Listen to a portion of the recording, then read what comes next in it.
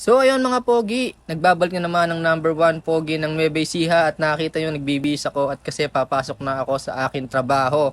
So ito nga pala ginagawa ko sa umaga, syempre magme-medyas, magsasapatos. So ayan na nga, tara let's go, pasok tayo sa trabaho. Sheesh! At syempre magja-jacket tayo kasi baka umitim tayo.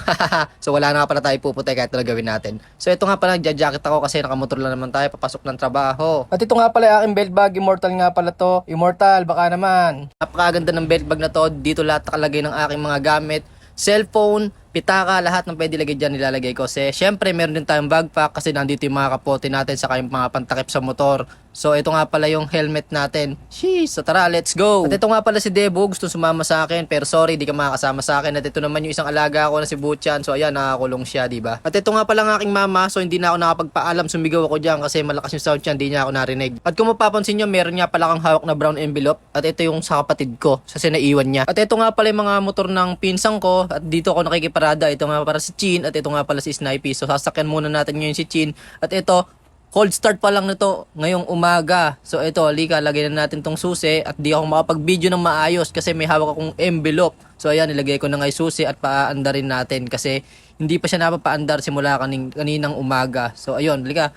Tapos after nyan, pupunta na tayo sa kapatid ko sa school. At ito na nga mga pogi, ready na tayo para umalis. So tara, sheesh, let's go! At nakarating na nga pala tayo sa may school ng kapatid ko. At dito, text ko na lang siya para lumabas siya. At andito na nga pala tayo sa may Walter Mart, papasok na tayo. At yung time na to, iniintay ko nga pala si Sir, ang aming OIC kasi nasa kanya yung susi. At dumating na nga siya, tara pasok tayo sa loob. At ito nga pala si Sir Robert, ang aming OIC sa store. At ito nga pala yung Asian Cutie ng Talavera. Sheesh! At ito nga pala yung aming store, Phone Range Walter Mart Talavera. So sa gusto magpunta dyan, punta lang kayo. At ito nga pala yung promoter namin ng Xiaomi, hindi nyo napapansin, vlogger din pala to, si Miyong Gala. At ito naman yung home credit namin na si Ma'am Plinky. At ito naman yung promoter ng Vivo. At ito nga pala yung Samsung promoter natin sa store. Then ito naman yung Apple promoter natin sa store, iPhone. Then ito yung Oppo. Tapos ito naman, malungkot lang to sa kabila yung home credit. At kung mapapansin nyo, ito, nagbibideo na ako kasama sila. So napakasaya namin dito sa umaga kasi magang-maga pa lang yan. Nakita nyo, oo, yan, napakasaya. Pero ang totoo niyan, malungkot kami kasi wala pang benta.